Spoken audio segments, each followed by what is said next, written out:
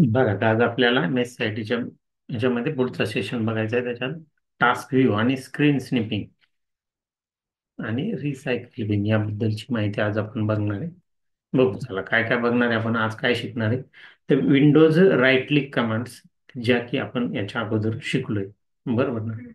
त्या काय आपण रिपीट करणार नाही, परंतु हिराच्या सेशनमध्ये त्या विचारल्या गेलेल्या आहे म्हणून तुम्हाला तिथे टाकल्या. टास्क व्ह्यू याबाबतची माहिती बघणार आहे आपण. स्क्रीन स्निपिंग याबाबतची माहिती बघणार. रिसायकल बिन, रिसायकल बिन काय असतं त्याबद्दलची माहिती बघणार आहे. बरं. अशा पद्धतीने असे तीन गोष्टी आजच्या भागामध्ये आपण शिकणार आहे. तर पहिले बघणार आहे आपण टास्क व्ह्यू. काय टास्क व्ह्यू? या कमांडच्या सहाय्याने आपण नवीन व्हर्च्युअल डेस्कटॉप तयार करू शकतो व आपल्याला मूळ डेस्कटॉप ओपन असलेल्या अनेक प्रोग्राम पैकी एखादा प्रोग्राम ते डेस्कटॉपवर पाठवू शकतो. आपल्याला हवे तेव्हा तो व्हर्च्युअल डेस्कटॉप ओपन करून आपण त्यात काम करू शकतो. आपण बघितलं विंडोज ही मल्टीटास्किंग ऑपरेटिंग सिस्टीम आहेत. याच्यामध्ये आपल्याला ऍट ए टाइम अनेक प्रोग्राम मध्ये काम करता येतं, पण ते प्रोग्राम एकाच ठिकाणी ओपन असल्यामुळे गोंधळ निर्माण होऊ शकतो. तर त्याच्याऐवजी ह्या विंडोज 10 मध्ये आपल्याला व्हर्च्युअल डेस्कटॉपची फॅसिलिटी आपल्याला इथं दिलेली आहे. मग ती आपल्याला बघायची आहे. तर जाऊ आपण विंडोजकडे. बघा, मी विंडोजचा स्क्रीन आपल्या समोर आहे. याच्यामध्ये कुठं असतो टास्क व्ह्यू? तर आपला जो टास्क बार आहे, हा टास्क बार आहे ना. ह्या टास्क बारच्या बघा ह्या ठिकाणी इथं हा टास्क व्ह्यू म्हणून ऑप्शन असतो. याच्यावर क्लिक करून तुम्ही नवीन व्हर्च्युअल डेस्कटॉप काय करू शकतात? तयार करू शकतात. लक्षात घ्या.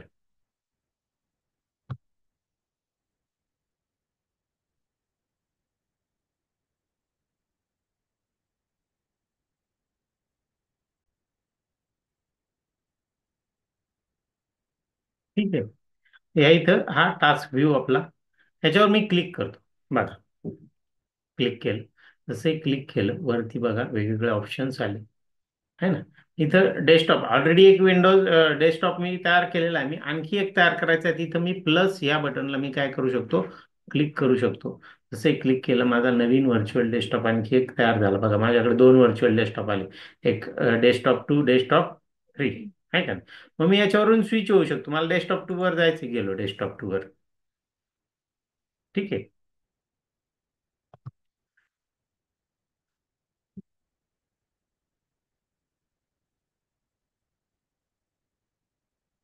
मी हे थोडस वेळ बंद करतो प्रेझेंटेशन. कुठे गेलो आपण? इथून व्हर्च्युअल डेस्कटॉपला क्लिक केलं मी आणि पाहिजे त्या व्हर्च्युअल डेस्कटॉपवर मी काय झालं? शिफ्ट झालं. बा इथं आहे काही प्रोग्राम ओपन? नाही. आपला जो पॉवर पॉईंटचा प्रोग्राम ओपन आहे तो कुठे आहे? डेस्कटॉप 1 वर. मग परत त्या टास्क व्ह्यूला क्लिक केलं, डेस्कटॉप 1 ला आलो. बा इथे सध्या काही दिसत नाहीये. परत एकदा क्लिक करतो मी इथं. लेक्चर्स कुठं आहे माझं ओपन ते बघू.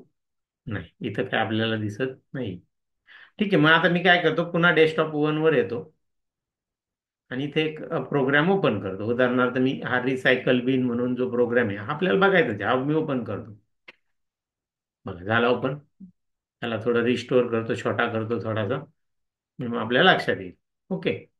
आता हा प्रोग्राम ओपन आहे. हा पुन्हा मी टास्क व्ह्यू ला गेलो आणि डेस्कटॉप 2 ला गेलो. हॅलो, इथं आहे का तो? नाही. पुन्हा तो जागेवरच आला आहे बा, डेस्कटॉप 2 आहे ना. डेस्कटॉप 2 वर नाहीये. मग मला जर तो एका डेस्कटॉप वरून दुसऱ्या डेस्कटॉपवर शिफ्ट करायचा असेल तर मी ह्या टास्क व्ह्यू ला जातो. टास्क व्ह्यू वरून त्याला मी इथं क्लिक करतो. क्लिक करून मला समजा तो डेस्कटॉप 3 ला न्यायचा आहे. बस गेला माझा डेस्कटॉप 3 ला, आहे ना. मग मी डेस्कटॉप 3 वर जर क्लिक केलं तर मला दिसतंय इथं माझा रिसायकल बिन प्रोग्राम आहे. मी याच्यात काम करू शकतो. मला पुन्हा माझ्या 1 ला यायचंय तर मी या ठिकाणी क्लिक करणार आणि पुन्हा मी डेस्कटॉप 1 ला क्लिक करणार. तिथं माझं काम सुरू होणार आहे ना. इथं मी दुसरा प्रोग्राम पेंटचा प्रोग्राम ओपन करतो. चला, पेंट.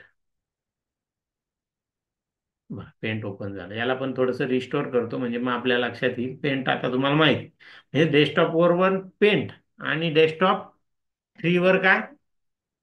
रिसायकल बिन. मग मला इकडून तिकडे शिफ्ट व्हायचं ते या टास्क व्ह्यूला मी क्लिक करणार. डेस्कटॉप 3 ला क्लिक करणार. मी तिकडे निघून जाणार. आलं लक्षात? अशा पद्धतीने आपण एका डेस्कटॉप वरून दुसऱ्या डेस्कटॉपवर काय करू शकतो, स्विच होऊ शकतो. काढून टाकायचे डेस्कटॉप, पुन्हा त्यावर क्लिक करा. क्लिक करून फक्त ह्या फुलीच्या चिन्हाला क्लिक करायचं. गेलं. परत मी माझ्या माझ्या डेस्कटॉप मध्ये मी इथं आलेलो आहे. लक्षात घ्या.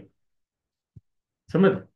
अशा पद्धतीने आपण एका डेस्कटॉपवरून दुसऱ्या डेस्कटॉपवर शिफ्ट होऊ शकतो. वेगवेगळे प्रोग्राम वेगवेगळ्या डेस्कटॉपवर आपण काय करू शकतो, ओपन करून ठेवू शकतो आणि मग पाहिजे तेव्हा त्याच्यावर स्विच व्हायचं आणि त्या प्रोग्राम मध्ये काम करू शकतो आपण. तसं तुम्ही एका जागेवर जर तयार केली तर काय होतंय बघा, इथंच इथंच सगळे एकत्र होतात, आहे का नाही? मग तुमचा गोंधळ उडू शकतो कोणत्या ह्याच्यात नक्की काम करू. त्यापेक्षा तुम्ही प्रत्येक वेगवेगळ्या व्हर्च्युअल वरती व्हर्च्युअल आहे. मग तुम्ही म्हणाल मग तिथं काम करतोय ना आपण, जर तो व्हर्च्युअल डेस्कटॉप क्लोज केला, आता उदाहरणार्थ आता इथं करतोय भाई, इथं नवीन ऍड केला न्यू डेस्कटॉप आणि याला मी बंद केलं, याच्यावर काही प्रोग्राम सुरू आहे, तर मग तो प्रोग्राम बंद होईल का? तर बंद होणार नाही, तो मेन डेस्कटॉपवर शिफ्ट होईल. तो बंद होईल का? नाही होणार. समजलं? अशा पद्धतीने या व्हर्च्युअल डेस्कटॉपचा आपण काय करू शकतो, वापर करू शकतो. हं? समजलं व्हर्च्युअल डेस्कटॉप? ठीक. पुढचा जो भाग आहे आपला, तो म्हणजे स्क्रीन स्निपिंग. पुढचा कोणता भाग आहे? Screen snipping. ह्याच्यामध्ये काय, ह्या कमांडच्या सहाय्याने आपण स्क्रीनवर ओपन असलेल्या प्रोग्रामच्या स्क्रीनशॉट घेतल्यानंतर सदरचा स्क्रीनशॉट घेऊ शकतो आणि तो घेतल्यानंतर तो स्क्रीनशॉट विंडोज मध्ये ओपन होतो.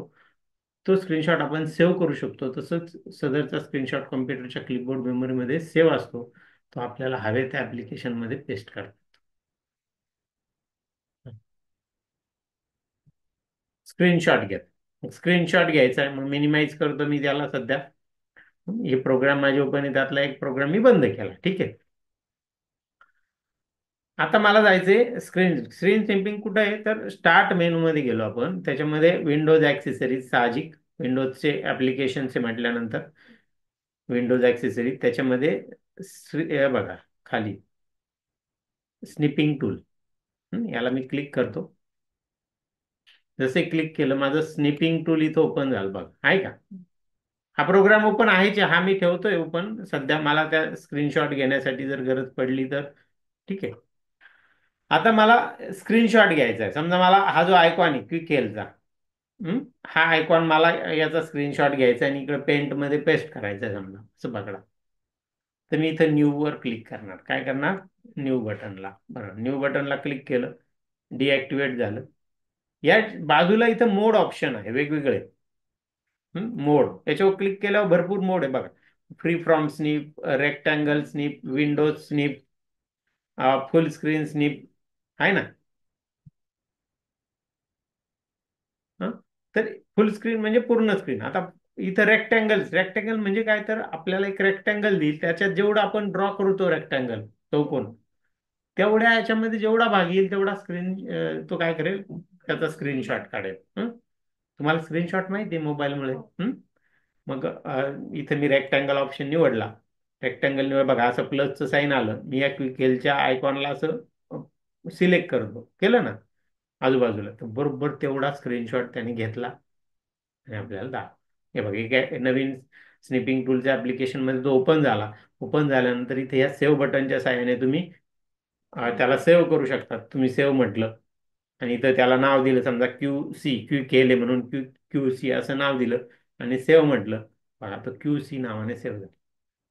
आता तुम्हाला हे पण सांगितलं होतं की हा प्रोग्राम, हा जो स्क्रीनशॉट घेतलेला आहे, हा स्क्रीनशॉट कॉम्प्युटरच्या क्लिपबोर्ड मेमरीमध्ये पण सेव्ह असतो. तो तुम्हाला पाहिजे त्या ठिकाणी घ्या. उदाहरणार्थ आता इथे पेंट ओपन आहे ना? त्या पेंटमध्ये मला इथे घ्यायचं आहे, तर मी फक्त त्याच्यात जाणार आणि पेस्ट कमांड देणार. कोणती? Paste, control V. बघा, त्याला पाहिजे त्या ठिकाणी त्याला मूव. म्हणजे तुम्ही चित्र काढताना जर तुम्हाला एखादा बाहेरचा ऍप्लिकेशन्स मधला भाग आणायचा असेल, इंटरनेटवरचा काही भाग आणायचा असेल, तर तुम्ही तुम्ही इथं आणू शकतात. बरोबर आहे का नाही? तुम्ही त्याच्यासाठी काय करू शकता, आता समजा मी इंटरनेट ओपन करतो, तुम्हाला एखादं फुलाचं चित्र आणायचं, फ्लावर.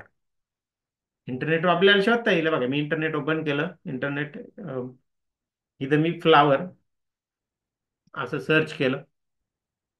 इथे इमेजेस ऑप्शन घेतला. हं हे बघा वेगवेगळे फुलाचे चित्र इथं दिसायला लागले का नाही? मग तुम्हाला वाटलं याच्यातला एखादा भाग तुम्हाला घ्यायचा आहे, समजा हे हे चित्र घ्यायचंय, किंवा मग अजून बघू चला, हे घ्यायचं समजा, असं पकडा. हं? हे घ्यायचंय, तर मग तुम्हाला त्याच्यात डाउनलोड बटन सुद्धा असतं, त्याच्यावर राईट क्लिक करून डाउनलोड करून ते घेता येईल फाईलमध्ये. पण इथून हे सगळ्यात सोपं काय, इथं मी आता याला कीबोर्ड शॉर्टकट आहे विंडोज शिफ्ट यस. काय कीबोर्ड शॉर्टकट आहे? Windows shift yes. बरोबर. बघा, आता मी विंडोज शिफ्ट यस असं देतो. बघा, जसंही दिलं, आलं बघा, आलं स्क्रीन स्निपिंगचं ऑप्शन. याच्याने सुद्धा तुम्हाला घेता येईल, किंवा तुमचं तुमचं स्निपिंग टूल इथं ओपन आहे, त्याला मी घेतो समोर. इथं न्यू म्हणतो. न्यू म्हटल्यानंतर इथून मोड निवडतो त्याचा. पहिले याला बाजूला घेतो, कारण की मोडमध्ये गेलो. मोडमध्ये विंडोज स्निप आपलं रेक्टँगल स्निप घेतलं, आलं. आणि आता मी इथून रेक्टँगल ड्रॉ करतो, आलं. आता याच्यात काय झालं बघा, हा जो भाग आहे हा भाग एक्स्ट्रा आला, आहे का नाही? मग मी याला क्लोज करतो, सध्या नको, परत न्यू म्हणतो. मी सेव्ह करत नाही. मला तो भाग नको. आता जर आम्ही स्क्वेअर सिलेक्ट केला तर तो येतोच आहे तिथं. मग मी इथून मोड चेंज करतो. मोड चेंज केला, इथं फ्री फ्रॉम स्निप घेतला. याच्याने तुम्ही जसं ड्रॉ कराल ना तसं बघा, असं त्याला असा गोल केला, त्या भागात जेवढा आला तेवढा त्याने तिथे घेऊन टाकला. हे फ्री फ्रॉम स्निप झालं. म्हणजे एखाद्या चित्रातला काही भाग तुम्हाला काढून घ्यायचा आहे, तर तुम्ही त्या फ्री फ्रॉम स्निप्स वापर करून घेऊ शकतात. आणि मग हा झाला इथं कॉपी. मग माझ्याकडे पेंट ऍप्लिकेशन ओपनच आहे, इथं मी पेस्ट कमांड देतो, कंट्रोल व्ही. बघा, आणि मग याला पाहिजे त्या ठिकाणी नेऊन ठेवतो. मग तुम्हाला चित्र काढताना याचा फायदा होईल का नाही? होईल का नाही? बरोबर ना? इंटरनेटवरची कोणती इमेज असेल त्यातला काही भागच घ्यायचा आहे तुम्हाला, तर फ्री फ्रॉम स्निप आहे. रेक्टँगल स्निकने जेवढं रेक्टँगल मध्ये येईल तेवढं तो घेऊन टाकतो. मी इंटरनेट एक्सप्लोरर सध्या गुगल क्रोम क्लोज करतो. ठीक आहे, समजलं मग? हं? काय काय ऑप्शन समजला? न्यू या मोड मधला रेक्टँगल समजला, फ्री फ्रॉम स्निप समजला. ओके. आता आपल्याला विंडोज स्निप करायचं. विंडोज स्निप काय? हे विंडोज स्निप बघ. याच्याने हे बघा, याच्यावर मी क्लिक करतो, विंडोज स्निप, आणि ह्या विंडोला मी क्लिक करतो.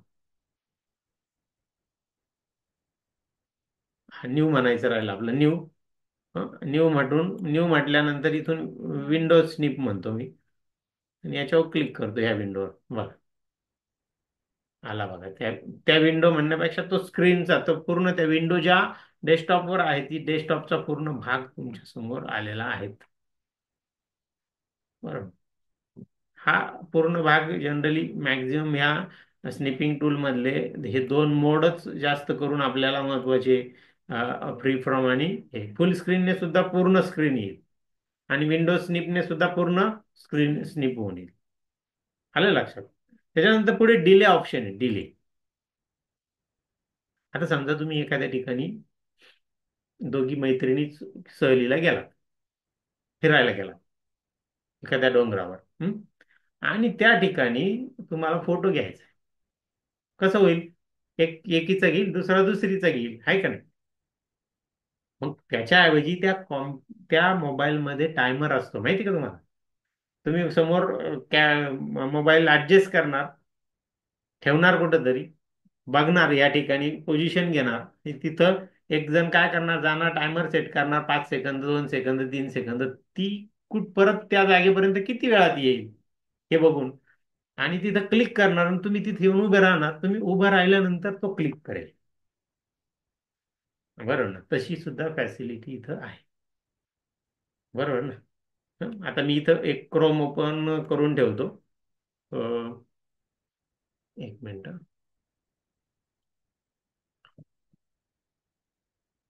गुगल क्रोम ओपन केलं, इथे इमेजेस घेऊन ठेवतो काहीतरी.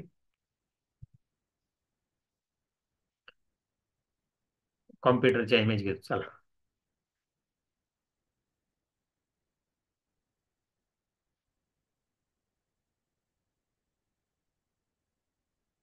कॉम्प्युटरच्या इमेजेस, ओके. यातलं मला समजा एखादा कॉम्प्युटर, हा कॉम्प्युटर इमेज हे करायची आहे, इथं ओपन आहे. तुम्ही स्निपिंग टूल मध्ये गेलात, हं? इथं मी न्यू म्हणतो, न्यू स्निप. जसं स्निप म्हटलं, आता समजा हे ऍप्लिकेशन बंद आहे असं पकडा. आता ती काय झालं, तिथं ऑलरेडी विंडोज ऑप्शन निवडलेला असल्यामुळे तो स्क्रीनशॉट घेऊ राहिला त्याचा. मी मोड चेंज करतो फक्त, सध्या रेक्टँगल करतो त्याचा. हं? आणि मग फाईल न्यू म्हणतो, नवीन. याला सध्या मिनिमाइज ठेवतो. हा बघा, आता मी इथं न्यू म्हटलं. ओके. जसं न्यू म्हटलं, ऍक्टिवेट झाला माझ्या समोर. आहे का आता, त्यांनी डायरेक्ट आपल्याला हे घेण्यासाठी, स्क्रीनशॉट घेण्यासाठी लगेच कमांड देऊन टाकली. मग मी जो पाहिजे तो स्क्रीनशॉट इथे घेणार. बरोबर, पण मला त्या ऍप्लिकेशन मध्ये जायचं होतं आणि त्याचा स्क्रीनशॉट घ्यायचा होता. तेवढा वेळ दिला का? नाही दिला. मग मी काय करतो आता, इथं डिले ऑप्शन सेट करतो. मी 5 सेकंदाचा डिलेट करतो. ओके. आणि मग आता माझा ऑलरेडी रेक्टँगल निवडलेलाच आहे इथून. इथून न्यू म्हणतो. न्यू म्हटल्यानंतर मला त्या ऍप्लिकेशन मध्ये जाण्याची मुभा मिळाली. आणि मग तो ऍक्टिव्हेट करेल भाग. आणि मग मी त्याचा स्क्रीनशॉट घेईल. समजते? आलं लक्षात? Delay option. त्याने मला तेवढा 5 सेकंदाचा वेळ दिला ना, मला एका ऍप्लिकेशन मधून दुसऱ्या ऍप्लिकेशन मध्ये जाण्यासाठी. समजलं? मग अशा पद्धतीने आपण काय करू शकतो, ह्या स्क्रीनशॉटचा वापर करू शकतो. सेव्ह बटनच्या सहाय्याने त्याला सेव्ह पण करू शकतो. हं? याच्यामध्ये आपण ह्या ऑप्शन काय काय शिकलो आपण, तर मोड शिकलो आणि सेव्ह बघितलं. बरोबर आहे. बघा इथं मोड ऑप्शन आहे, डिले ऑप्शन आहे, सेव्ह ऑप्शन आहे ना. हे सगळं ऑप्शन्स आपण ह्या स्क्रिप्ट स्निपिंग टूल मध्ये शिकलेलो. ठीक आहे, करू क्लोज मग. ठीक. बरं, बंद करतो मी. झालं माझं, इथं ऍप्लिकेशन्स इथं बंद झाले. ओके. पुढे आपल्याला बघायचंय ते म्हणजे रिसायकल बिन. रिसायकल बिन काय आहे? हा कॉम्प्युटरचा एक अवयव आहे जो मुख्यतः मायक्रोसॉफ्ट विंडोज ऑपरेटिंग सिस्टीमवर आढळतो. कॉम्प्युटर ही अवयव. याचा उपयोग केल्यानंतर फाईल्स किंवा फोल्डर्स कायमचे हटवण्यापूर्वी त्यांना तात्पुरते साठवून ठेवण्यासाठी केला जातो. जेव्हा आपण कोणती फाईल किंवा फोल्डर डिलीट करता तेव्हा ती थेट परमनंट डिलीट होत नाही, तर त्या रिसायकल बिन मध्ये जाते. आणि मग तेथून आपण त्या फाईल्स किंवा फोल्डर्सला पुन्हा प्राप्त करू शकतो किंवा कायमचं हटवू शकतो. येते लक्षात? तुमच्या घरामध्ये कचरा कुंडी आहे का नाही? सेम त्याचं उदाहरण आहे. लक्षात ठेवा. तुम्ही समजा एखादा काही कागद पडलेला आहे, तुम्ही तो गोळा केला आणि कचरा कुंडीत टाकला. टाकला. आणि तो महत्वाचा होता. तुमच्या आईने सांगितलं इथं कागद होता, कुठे गेला? मग तुम्ही काय सांगता? कचरा कुंडीत टाकला. घाई घाई जाऊन तिथून काढून आणतात, परत त्याला व्यवस्थित करतात आणि देऊन टाकतात, आहे का नाही? म्हणजे कचरा कुंडीत टाकल्यानंतर ती कचरा कुंडी, समजा असं पकडा की कचरा कुंडीत तुम्ही टाकला, सकाळी सकाळी नगरपालिकेची गाडी आली, काय करणार तुम्ही? ती कचरा कुंडी कोणाला देऊन टाकणार? तिथे ती एमटी करणार, बरोबर का नाही? कायमस्वरूपी तर तुमच्या इथं राहणार का नाही? आणि त्याच्यानंतर आईने तुम्हाला विचारलं तो कागद कुठे गेला, तुम्हाला आणून देता येईल का? कारण की ती एमटी केली. त्याच्यानंतर परत आणून देता येणार नाही. म्हणजे थोडक्यात तुमच्या घरातला कचरा तुम्ही परमनंटली फेकत नाहीये कायमस्वरूपी बाहेर जाऊन लगेच. तुम्ही सध्या त्या कुठेतरी डस्टबिन मध्ये स्टोअर स्टोअर करतात आणि मग तिथून ते परमनंटली दुसऱ्या दिवशी टाकतात. तसंच इथे आहे बघा, ही रिसायकल बिन आता सध्या भरलेली दिसते. मी काही गोष्टी डिलीट केल्या असतील ते त्याच्यात आल्या आहे. मी आता त्याला डबल क्लिक करतो, ओपन करतो. बघा ओपन झालं. इथं बऱ्याच मी फाईल्स किंवा फोल्डर्स डिलीट केलेले ते इथं आलेले बघा. आले का? हे मला नको आहे, तर नको असेल तर इथं एम टी रिसायकल बिन म्हणून ऑप्शन आहे. त्याला क्लिक केलं का ती एम टी होऊन जाणार. तो विचारतो, are you sure you want to permanently delete this 14 item? 14 item याच्यात यस म्हटलं. झाले, सगळेचे सगळे डिलीट झाले.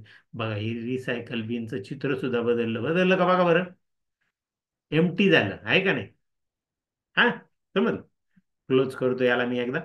बरोबर, क्लोज केल्यानंतर आता मी काय करतो, इथे एक फाईल किंवा फोल्डर तयार करतो. चला, मी याच्यातलं काही डिलीट करत नाही. न्यू म्हटलं. आणि इथं एक टेक्स्ट डॉक्युमेंट तयार केलं. Okay, new document. किंवा इथं याला नाव देऊ आपण, समजा रिनेम केलं, ओमकार असं नाव दिलं. ओके. एक फोल्डर तयार करतो, राईट क्लिक केलं, न्यू म्हटलं, फोल्डर. इथे त्याला आयडियल नाव देऊ, एंटर. ठीक आहे. याला आता मी याला डिलीट, ओमकारची फाईल मला डिलीट करायची, आपण डिलीट कमांड शिकलो, त्यावर राईट क्लिक करा आणि डिलीट म्हणून ऑप्शन आहे त्याला निवडा, डिलीट जाईल. बघा बरं, इथं लगेच रिसायकल बिन मध्ये लगेच कचरा जमा झाला, झाला का नाही? अगोदर होता का? नाही. परत फोल्डर डिलीट केलं, राईट क्लिक केलं, इथं मी डिलीट म्हटलं. तुम्हाला दिसतंय, इथून गेलेलं दिसतंय, ते दिसतंय का नाही? तर ते कुठे गेलं? या रिसायकल बिन मध्ये गेलं. आता मी रिसायकल बिनला ओपन करतो. ओपन करण्यासाठी काय? Double click. बर, डबल क्लिक केल्यानंतर इथे दिसते बघा, आयडियल आणि ओमकार कुठून आले ते पण दिसते बघा, कोणत्या लोकेशनवरून आले. मग मला हे परत पाहिजे आहे, तर मी काय करणार, त्याला सिलेक्ट करणार. सिलेक्ट करून इथून रिस्टोर सिलेक्टेड आयटम म्हणून ऑप्शन आहे, एक रिस्टोर ऑल आयटम म्हणून. ह्या ऑल आयटमने सगळं रिस्टोर करेल. आणि रिस्टोर सिलेक्टेड आयटमने जे सिलेक्ट केलं तेच. आता मी ओमकार सिलेक्ट केलेली आहे फाईल, ओमकार फाईल, तर तिलाच फक्त का तो काय करेल, रिस्टोर. मग मी क्लिक केलं, बघा आली का ओमकार फाईल इथं. परत तुम्ही आयडियलला सिलेक्ट केलं, पुरा रिस्टोर म्हटलं, सिलेक्टेड आयटम, बघा आयडियलचं फोल्डर आलं.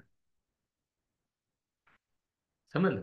अशा पद्धतीने तुम्ही ते काय करू शकता, पुन्हा रिस्टोर करू शकता किंवा परमनंटली डिलीट करू शकता. आता हे दोन्ही मी पहिला हे दोन्ही सिलेक्ट केले आणि कीबोर्डवरच्या डिलीट बटनने सुद्धा डिलीट करता येतात. बघा डिलीट म्हटलं, दोन्ही ऍट ए टाइम डिलीट झाले, झाले का नाही?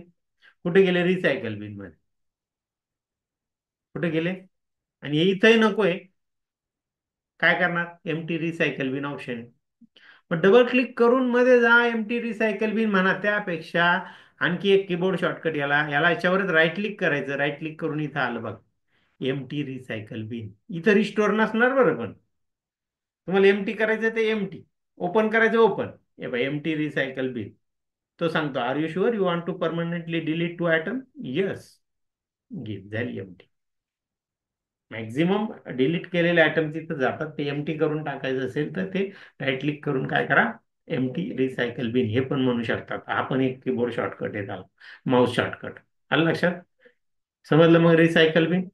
तर अशा पद्धतीने आपल्याला आजच्या ज्या भागामध्ये ज्या गोष्टी शिकायच्या होत्या त्या आपण बघितल्या.